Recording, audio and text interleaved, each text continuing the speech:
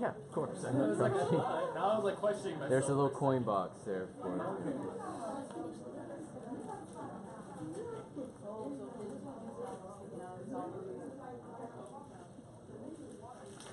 I was just in my class and I saw him passing by thousands of times with things in my hand. It was funny. He knows it's time.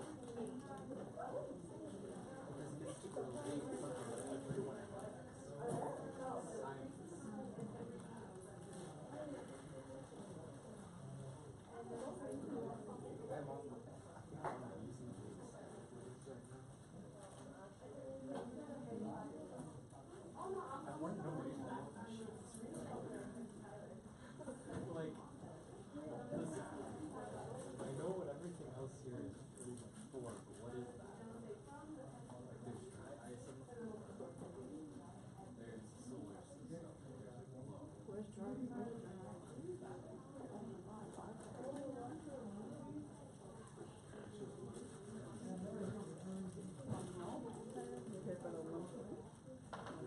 How much does it cost? Probably an hour.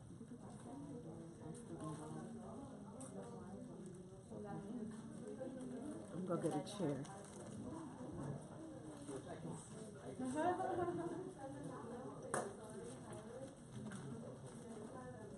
I guess you did that on the sofa. Like oil.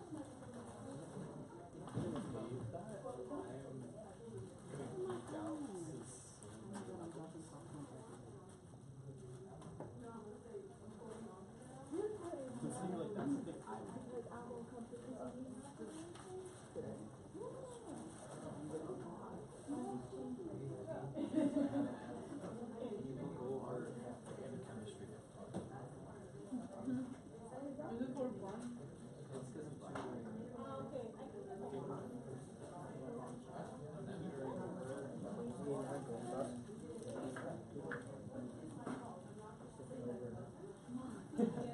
I had a few minutes now.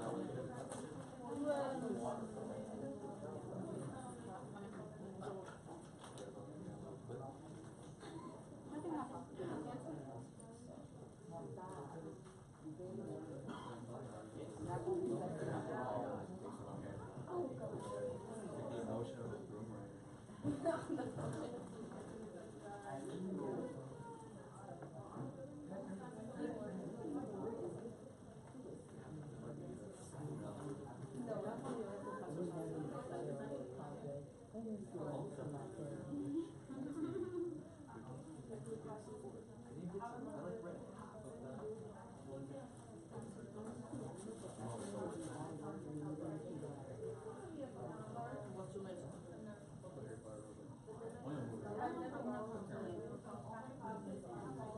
Those are good.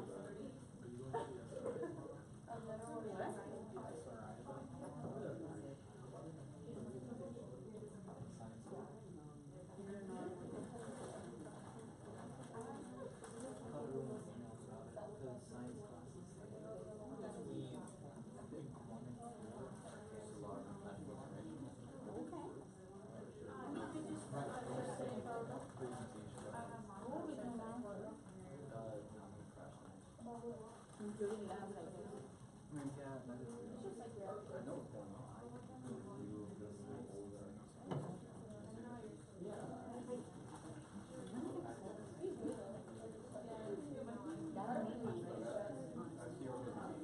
Free popcorn. I need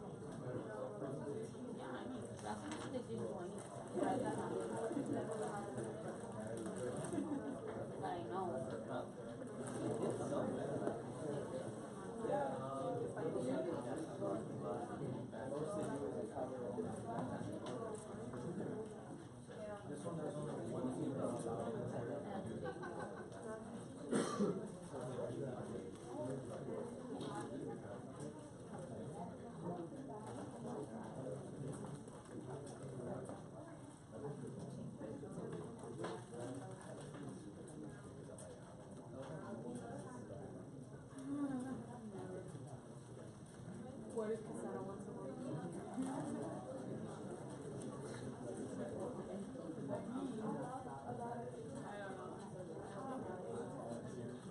Good morning. Good morning, Muggles. So, I'm aware that we have a special guest today.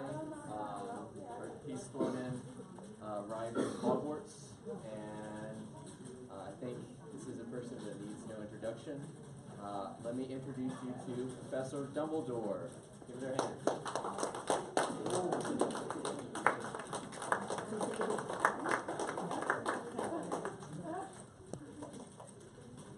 Hello guys, how are you doing today? Are you ready for the trip to Hogwarts? Okay, it is my big pleasure to talk to you about all the magic that we can offer in Hogwarts at STU. You're gonna take a long trip over all the science behind Harry Potter, how Professor Dumbledore was teaching Harry to become what he was. And what I want to help you also is to discover the Harry Potter within each one of you. Because you have a Harry Potter inside of you that probably you didn't realize you have it. But I will try my best today to show you that fact. Okay, in order to do this, my friends, I want to take you into the water renaissance, because the Renaissance period is one of the most wonderful periods that we had in the history of mankind. Why? Because Renaissance is kind of a new birth. We left the dark ages that people were complaining about education. People were complaining about good relationship between humans. So the Renaissance was kind of a new phoenix bird that took over the entire humanity. And this was the inspiration for that beautiful lady, Rowling, who wrote several tomes of the history of Harry Potter and all the friends that were with him. Interesting enough, the Harry Potter saga is all about science. Sometimes people think that Harry Potter is about an adventure, and it's really an adventure because science is an adventure. Harry Potter is about magic and fiction, but science is magic made reality. So when you think about a magician might trick you, but science is taking that magic and make the magic a reality. So Harry Potter is all about science. And I want to convince you how science could be your friend. Even if you're taking any other study, philosophy or art, science is on your side. The history of this expedition. Okay, this expedition started already in 2009. The big ship that started in 2009 and the sailors of that ship, there were the National Library of Medicine, a particular library under the wings of the National Institute of Health. And they were pretending to make the whole public aware of the history of medicine. Why? Because the medicine impacts the life of everyone. In that case, what I want to say, the American Library Association, as a big public program, created this expedition, which is that exposition that you have in front of you, and they rotated that across the country, all over the country. They started in 2009 with 12 libraries, and now, 7 years later, the number of libraries, universities, colleges, high schools, middle schools, who already presented that exposition about the Harry Potter science exceed already the number of 1,000 of them, which is an idea how impressive and how important was the project that they created. But now, if you want to learn a little bit about that project, you always might go to the Harry Potter work of Renaissance. And that link will take you to the fantastic land of the website with all the resources that you can use in your classes of liberal arts, science, history, and geography, which is very important. Harry Potter is about the core of our education, a liberal art education. When you make a bridge between different disciplines, we're trying to make a bridge between art, science, history, philosophy. Okay, Harry Potter is all about that. And resources are too many. But I want to take you now in a time machine for a moment to the war of the Renaissance, where the Renaissance started. Renaissance started in Italy, that beautiful land in Europe, where you can enjoy a very good wine, a very good cheese, a very good spaghetti. But at the time of the Renaissance, Italy, okay, pretty much we had a particular area of Italy that we call Florence. And in Florence, we have the root of all the Renaissance period. And that Renaissance period was characterized by beautiful painting, beautiful art that was produced by people in that time. But also, you will see that was the beginning of what we know today, science. Science as we know it today has its root in Florence, had its root in the Renaissance movement that spread out pretty quickly across Europe. And I want to mention to you one of the biggest, or in my opinion, one of the people in that area that impacted me the most from the Renaissance, Leonardo da Vinci. Many of you have seen Da Vinci pictures, but I don't know how many of you have an idea what is the history of that beautiful painting from Da Vinci. Okay, that beautiful painting from Da Vinci, it was done by hand, with a pen and a hand. That's it. What he tried to do when he created that painting, which is known like the Vitruvian Man. Okay, that painting was related with one of the most important aspects of mathematics at the time. People wanted to see if the circle and the square can be transformed one into the other. And that's why you people in mathematics call the quadrature of the circle. But then Da Vinci learned all the thing about math behind that. And if you see there, guys, you have a man which is with the belly at the center of a circle. But the idea behind that painting is that mankind, or minds in general, are at the center of the universe. They might be downgraded to the evil side, as well as they might be taken to the God or heavens, depending on the action the people will take. So what you're going to be, what you're going to do, will determine who you're going to be. So that is very interesting because Da Vinci tried to put at that time the philosophy at the time. A philosophy that years later we call it the Anthropic Principle in astrophysics. The Anthropic Principle said that the world was created, or the universe has evolved to create creatures that were capable to be aware of the existence of the universe. That is philosophically a very deep statement.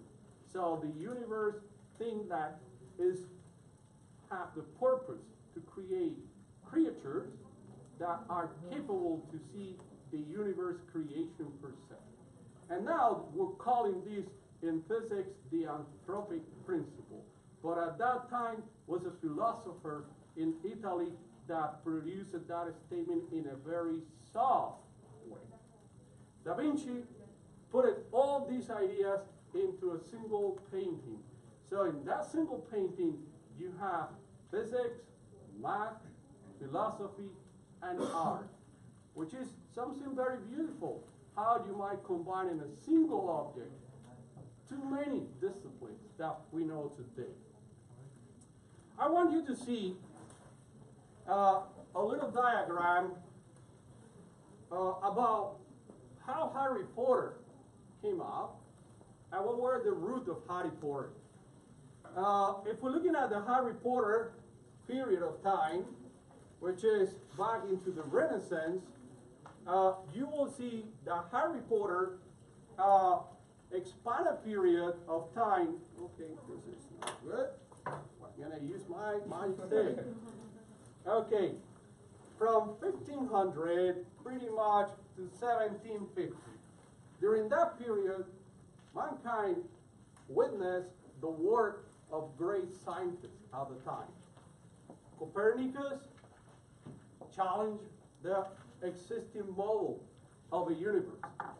From Ptolemy, that it was a Greek thinker, thinking that the air was the center of a universe. So Copernicus challenged that idea and said, no way, the air is not the center. The center of the solar system is going to be the sun, and the rest of the planets will be revolving around the sun. Of course, it created a big nightmare to Copernicus. Why? Because if you look at the perception that the air is not anymore the center, who control the air lose the control of being the center of attention of the universe. So that's the reason why the Inquisition went over Copernicus, over Bruno, and actually over Galileo. Why? Because it was challenging the concept that the church, it wasn't anymore the center of the universe. Okay, so now we have the sun as the center of the universe, and we have all the planets revolving around the sun. So that was the idea of Copernicus.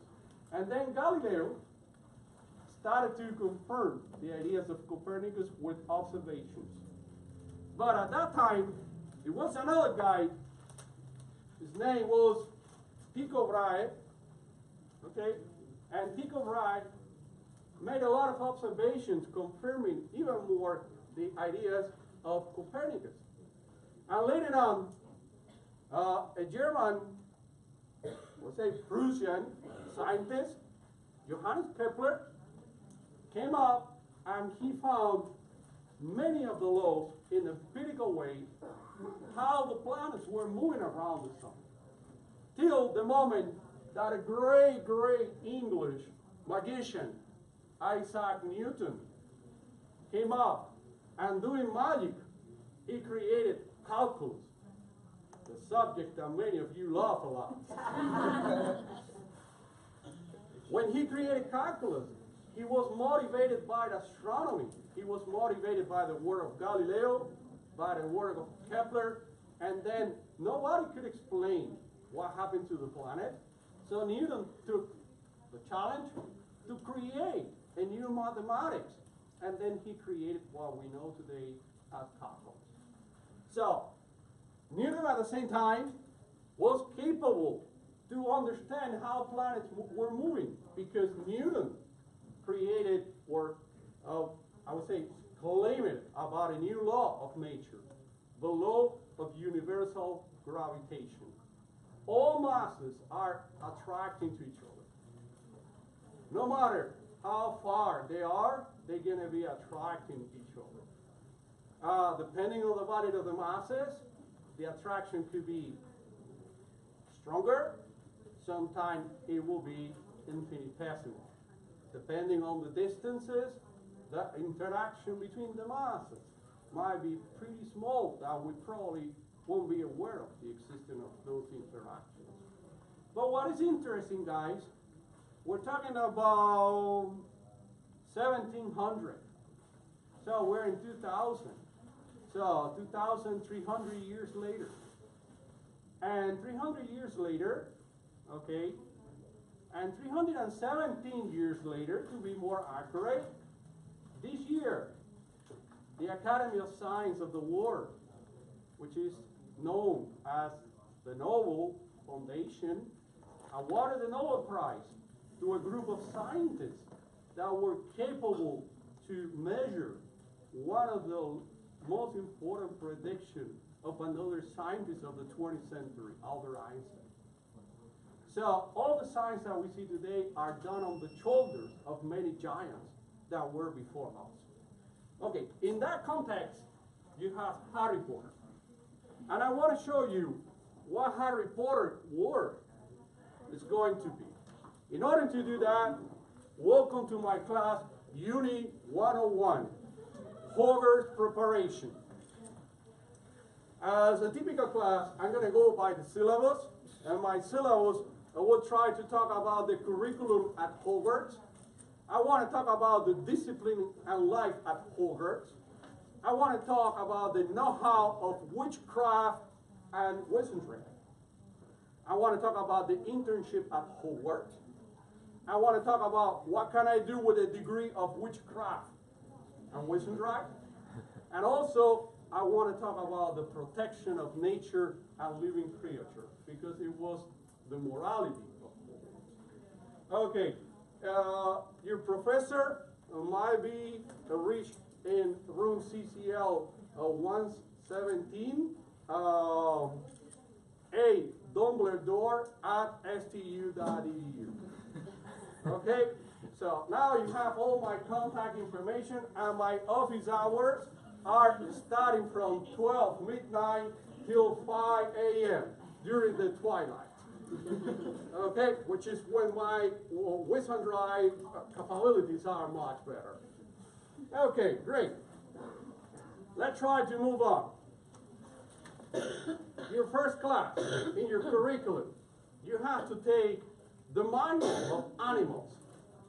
So you got to learn about the owls. Why? Because the owls is the symbol of intelligence, wisdom. Is the symbol of observation. Is the symbol of patience in order to see or watch something. You have to learn about the phoenix. Why? Because the phoenix is the bird that reinvents itself every time it gets killed or it gets pushed down.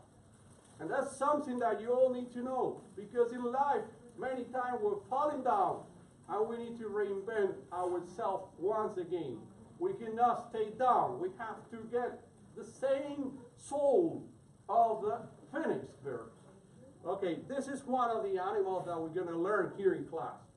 Okay, we're going to learn about the basilisk. Why? Because we have in life not only good things, we have people who are moving like snakes. And you have to be aware how to deal with the snake. You have to be able to learn not to kill the snake, but to make the snake suffer when she sees your success. Okay, use your energies for good, not for doing the same that the basilisk would do to you. Okay, and then you have a few more animals that are quite interesting because they're part of the crowd. Okay, we're going to go to the next discipline that you're going to learn here in Howard. You will learn about natural science. Specifically, you will learn about herbology. Why? Because wizard and witchcrafting is about creation of potions. It's about creations of magic, but to support and to help people. That's what we call the white magic. At Hogwarts, we're promoting the white magic. We're not promoting the dark magic.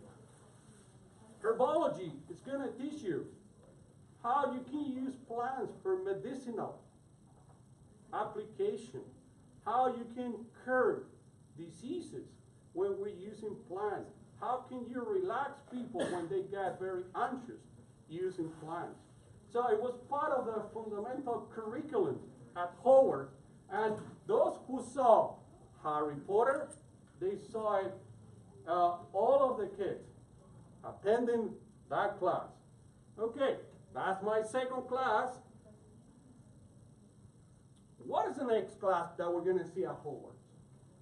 So the next path that we're going to see forward is a fundamental science for everything. It's sort of, I would call that the award for friendship, because all the sciences have to do with this one. And originally, that science, we call it alchemy, because people tried to create things from nothing. And people thought at that time that things might be created from nothing, because people didn't know anything about atoms. People didn't know anything about the laws that you learned with one of my wizards, Professor Fernandez. People didn't know anything about another story, how living creatures are related with chemistry. And they didn't know anything about the organic chemistry, guys. They didn't know how to cook. That's the reason why we have Professor Pina, because she cooked pretty well and she knows how the chemistry is used for life. Okay? So, but then we need somebody that can apply the chemistry not only for cooking. Come on, you cannot be eating all the time. So we need to do some sort of activity. So we need to put the chemistry in action. And the action of that chemistry will be with living creatures. And then we have another professor, another wizard, that will teach you how the chemistry and biology might be combined. And we have wizard Tapanes that will teach you about all these things. So, but one of my wizards brought me here something interesting for you to see how the potion works and how the chemistry of many things are working at the same time. And I'm going to do some magic here. And you will experience the magic of what we're doing here. I'm going to take these out. Look at the portions that you have there. We had a chemistry lab, an alchemy lab. And now, I'm going to do magic. Oh. You saw it? So, magic works. But that magic that works, we're calling science. Okay? So, let's try to keep going. Okay. Another of the thing that we had in Harry Potter, guys, was the War of the Dragons. And people flying, okay, and ogres, a lot. They love it to fly. Now, where the fiction is and where the science starts. Okay. Okay, dragons. What happened with the dragons? If you look at the picture of all dragons, the way the eyes of the dragons are pictured is completely different from the nocturnal animals. If you see nocturnal animals, like the cat or wolf, whatever, any other animal, you will see that the disposition of the eye is completely different from the disposition of the dragon. So the advantage the dragon is supposed to be is completely lost, because the way they picture the eyes is totally different in order to get the majority of light that is usually absent at night. That's one thing. But now, imagine that the dragon will be breathing fire. How the dragon is going to breathe fire? Okay, you have to convert something inside the stomach of the dragon. So some kind of chemical reaction should happen there. That once you have that, you need to throw it out. So when you're throwing out that thing, so I mean that you're sending something forward, but then the dragon is supposed to recoil backward. And what we have seen in most movies, that the dragon is flying, it's breathing fire, and the dragon never shows signs of recoiling. Even modern technology today, with a fire gun, I mean, when you are fighting fire, you see that even soldiers, they get some kind of recoil when they do it. Even tanks that are fighting bullets, when they fire the bullet, the tank gets some kind of recoil. But our dragons don't do that. They're magic. So this is when you have to make a difference between fiction and reality. But not only that, guys, when you see the dragon flying, you see that they fly in a way that they can make money over so drastically, so all of a sudden changing the direction of motion, and there's no critical angle for them to fly. So this is another moment when you need to separate reality from the fiction. But there's another very interesting thing. The flying sticks. Flying sticks. That's pretty interesting. You know that in order to fly, you need somehow to convert the air so that you might create an uplift that will take you up. Okay, those flying sticks, guys, there's no way from them to create that thing. So, but now, do not get depressed, because it was a motivational. The fiction always is a motivation. And we have already the flying backpack. We have the technology already of the flying backpack. So people might fly already, not exactly as the flyer stick, but we can fly now with the backpack. But now there's another very interesting thing today that we created all of a sudden, which is that little thing. It is not only to record your wedding. It might be used for something else. It's not just to be gossiping the girls somewhere else. It's just to do very interesting things. Okay, that's what we call drones. Okay, the drones, this is the old technology of drone. Now they are more compact, more capable to do many things. Okay, when you have a drone, you have the ability to move. And one of the things that we are using with drones very recently is the transportation of products. We're going to have the possibility to see this in action because Amazon is building a big factory, I will call it that, near us at Opaloca Airport. So it means that the Opaloca Airport is becoming pretty soon a very important hub for many things. So Amazon, one of the things that they use very recently is transportation of products with drones.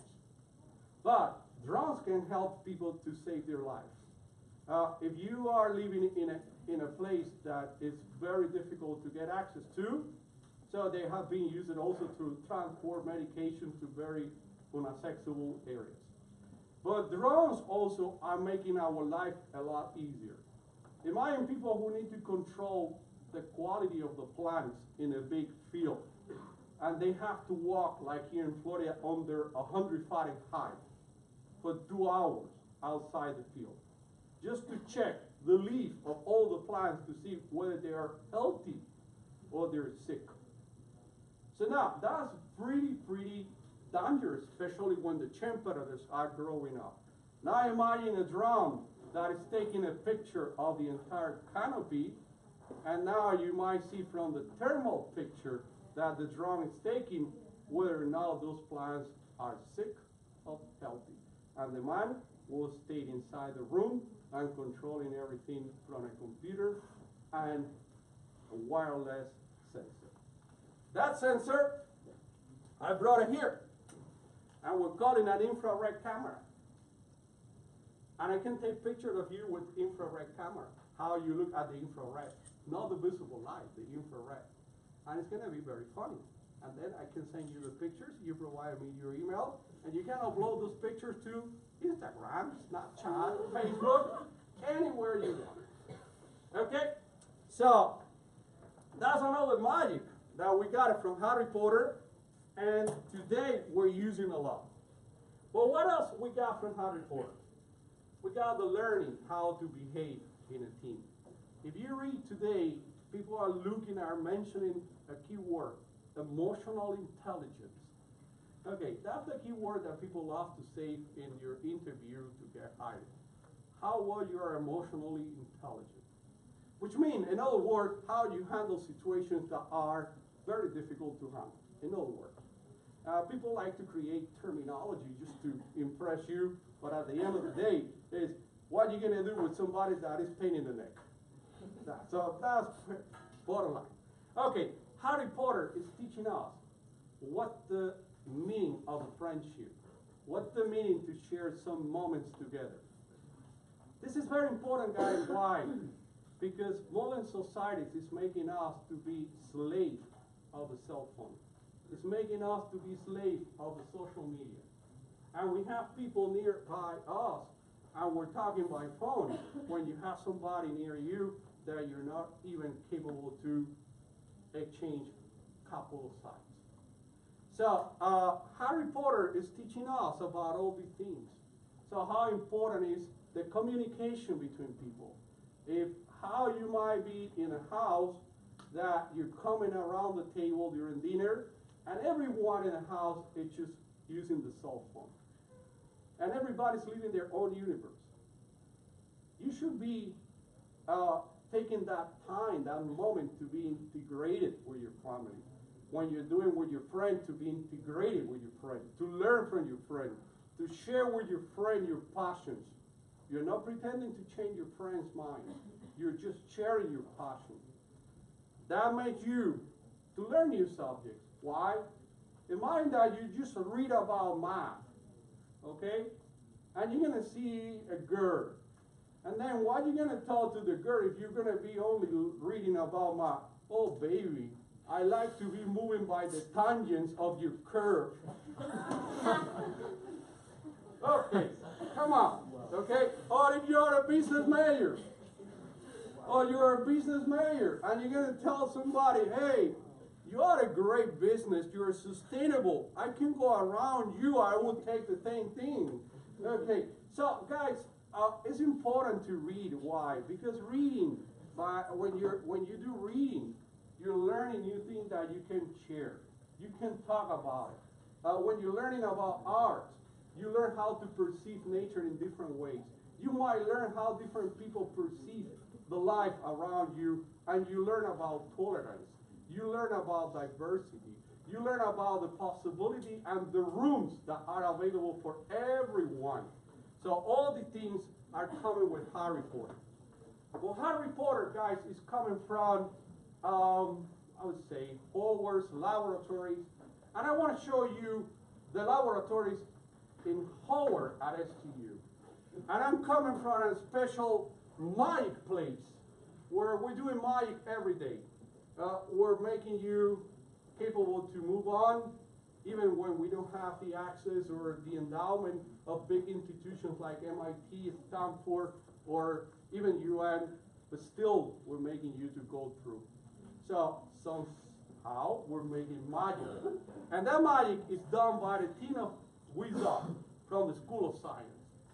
And the School of Science is teaching you about chemistry, biology, computer science, applied mathematics, and data science. And we had a headmaster wizard about data science a few weeks ago here. My wizard, Reynaldo. He was presenting here about data science. Okay, the good thing about that, guys, is I want you to learn that everything that we do every day is connected. It's important to be literate about business. It's important to be literate about art, about numbers, about social issues, about climate, because Howard is very concerned about the nature.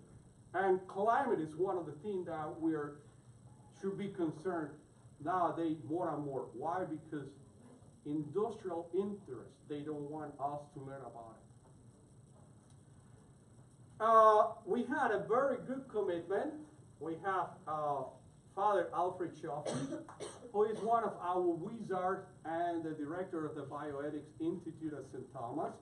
A couple of years ago, he organized, a year ago actually, the first international conference on climate here in St. Thomas. Why? Because at Howard, we're concerned about the environment. In that direction, I would say we have a wonderful program for wizard apprentices. We're going to teach you how to make magic. And that program for wizard apprentices, we call it the research experience for undergraduate. The St. Thomas in particular called that the Summer Research Institute. So then we can learn about the weather and climate, and how the weather and climate is related with your human health. We can learn. We have two wizards that came from another land. They came from Miami-Dade College, which is the land very close to Fort Worth, and they spent with us here a few moments, and they did great. They learned all the magic that we want them to learn. We had people who are doing a great work. Another wizard that I have, Dr. Moll. She's the one in charge for the Herbology lab. She's teaching about plants. She's teaching about medicinal application of plants. But then we have one of our students, Luis and Dan, who did a great job taking care of that Herbology that we have over there. And here is the camera that I was talking about, that I'm willing to take pictures of you. And this is a picture that one of my students took me during the sessions in the physics lab. And it was used also by another of my apprentices to be a wizard, Caden Loring, and he was capable to map the entire St. Thomas forest. And look where in the St. Thomas forest we have hot spot, wet spot, where the conditions are favorable to grow plants inside the forest, and also how the forest reacts to the pollution that we're getting from the highway. So all the thing was done by that great guy that you see there. I had another wizard that came, apprentice wizard that came from Miami-Dade, and he's trying to find out a way how we can build new homes so that we can spend the least as possible in electrical bills. So we have to design the homes based on the fact that they get illuminated, like the sun is moving, and then he's trying to do stuff like that so that you can know how best you could make everything. But now, I want to invite all of you to see all these kind of witchcrafting tomorrow. The School of Science, under the supervision of my headmaster Fernandez, my vice headmaster Tabones, they're organizing a big event tomorrow, showing all these magic that the apprentices of wizards and the rest of the headmaster of the School of Science are doing together. I will invite all of you to stop tomorrow from 1 to 4 in the social part, the common place at the School of Science. And you're going to enjoy to see all the things that we do there. But before I'm leaving, guys, I want to show you one thing. You know, when you do witchcrafting, you know that sometimes things work, sometimes things do not work. And what I have here is not a microphone. It's a preliminary version of the magic stick of Harry Potter. So every time that we think about Harry Potter, everybody think about the stick that he points to somebody there, and then you see the light going out of that and making with that light a lot of stuff. Okay, this is not Harry Potter, the only one that shared that idea. If you remember Star Wars, we have Luke Skywalker with a laser sable. Okay, unfortunately, we are in the mid-road between Harry Potter and Luke Skywalker. So the sable, we're not capable to do the sable yet, but the magic stick of Harry Potter, we're capable to use it. And many surgeons today are using the magic stick of Harry Potter when they do laser surgery. When they use laser, that little stick from where you get the light, and then they do that with that magic pointer. When you're coming to a presentation like this, we're making magic also with a stick. Then we have a laser that allows us to spot on the screen what we wanted to remark the most. But now let's try to see if my stick gonna work today. That magic stick, okay? Yeah. I think that, okay, it works. Okay, so you see, this happened the same way it happened with the cell phones. That was a laser from, I would say 10 years ago.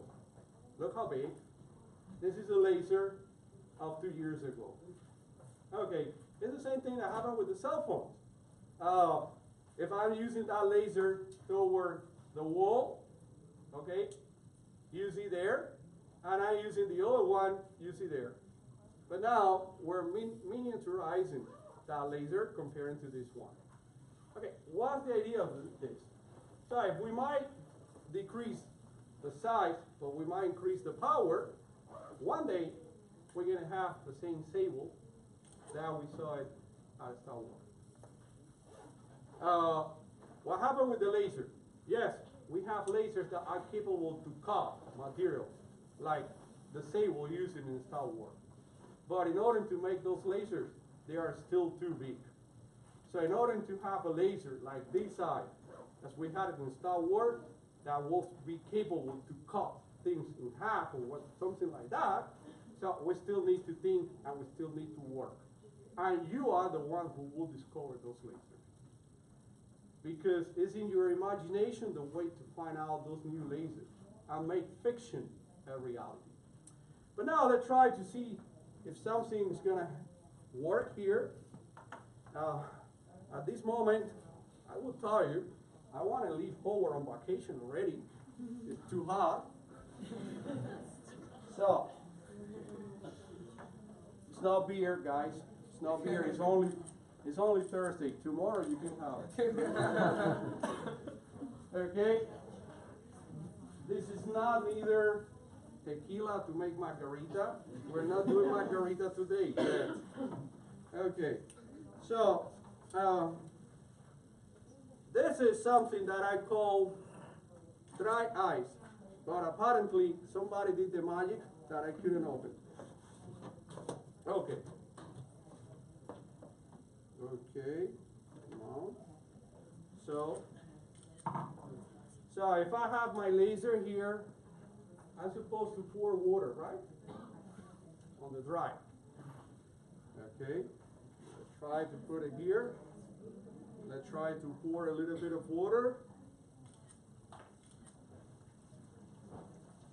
Here we go.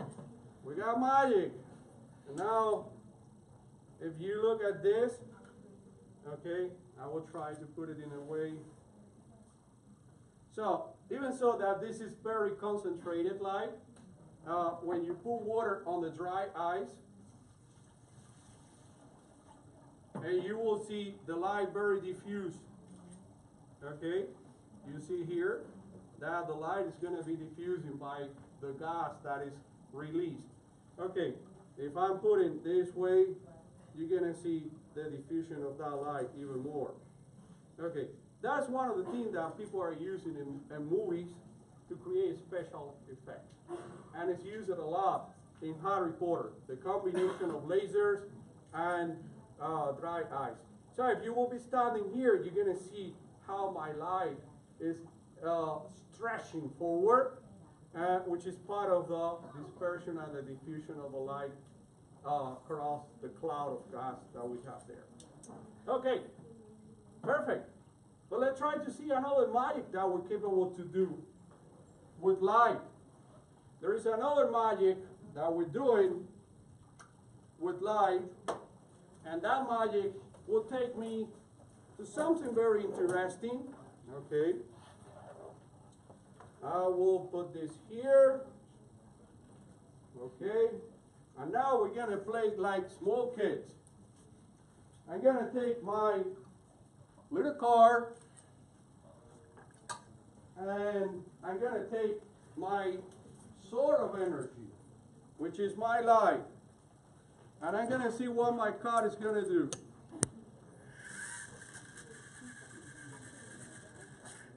Okay? You have a car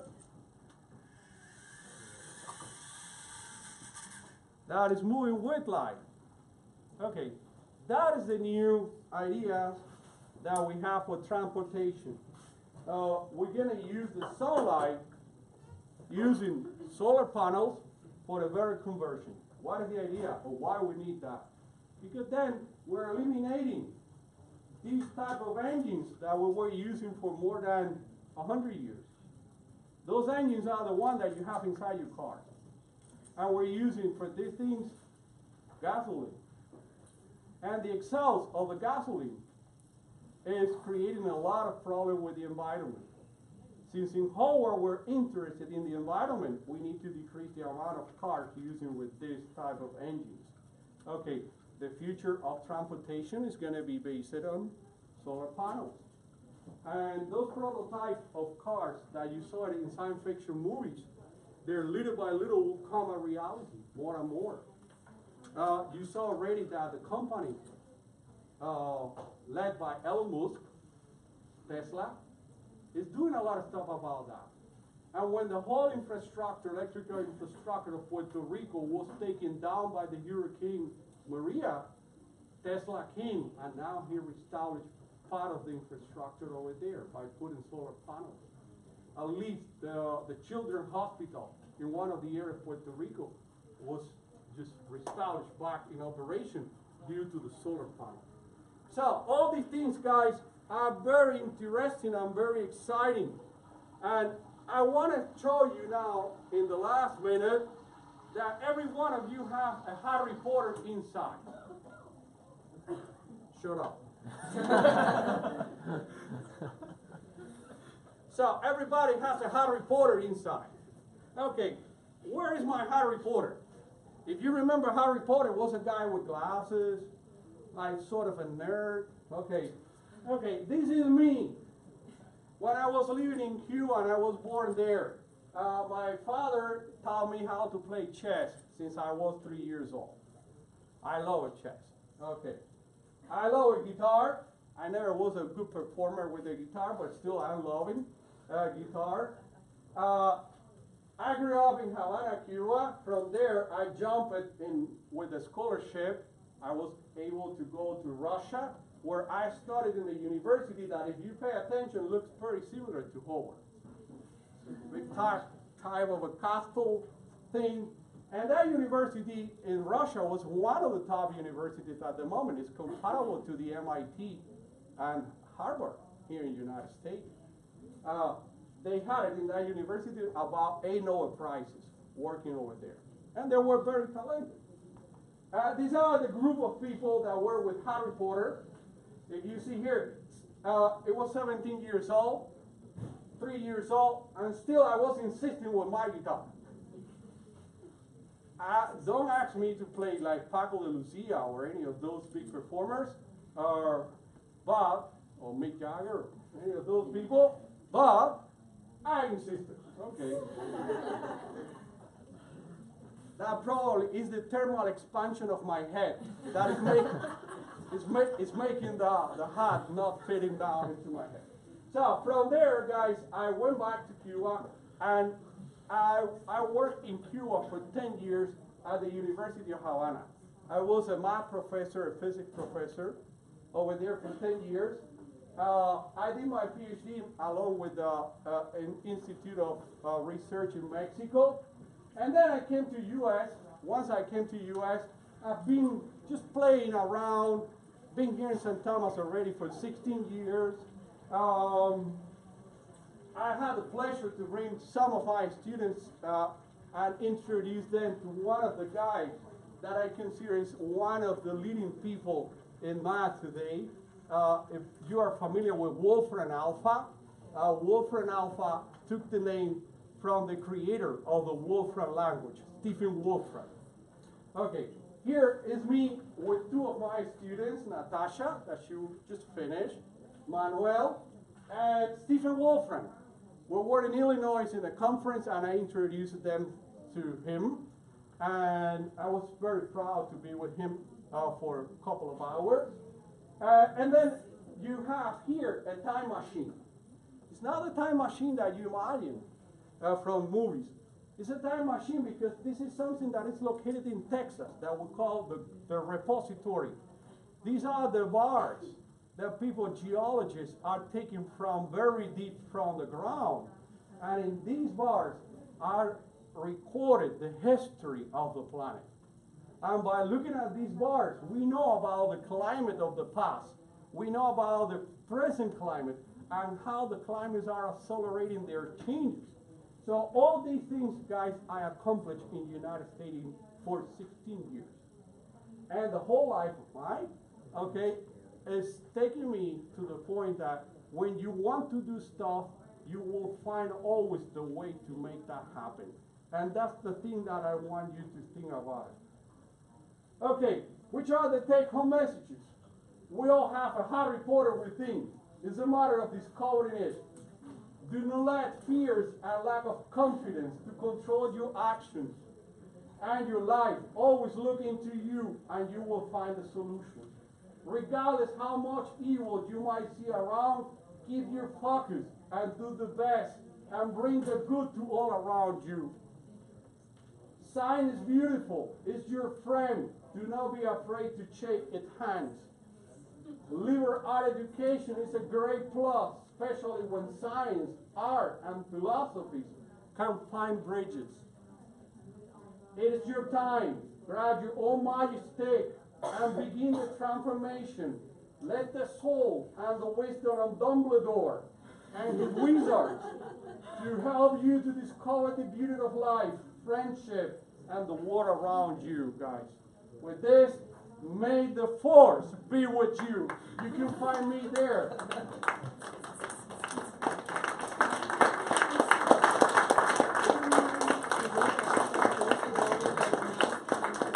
Okay. So, your time, guys. I was talking too much. Now I can compete with Mick Jagger. If you give me a guitar now, I can be a rock pop. Okay, any questions? No questions? Okay, you didn't like it then. You didn't enjoy it. You have no questions, you didn't enjoy it. Okay. Okay, guys, thank you so much for coming. Okay, I hope that you enjoyed these moments, and I hope to see you around as much as possible. Okay? Keep supporting John for this type of activity. Alright, before you guys leave, I remind you, tomorrow, 1 to 4, is the Summer Research Symposium around the Science Building. I want to thank Dr. Quesada. He will do pictures. Do you want to do a picture with him?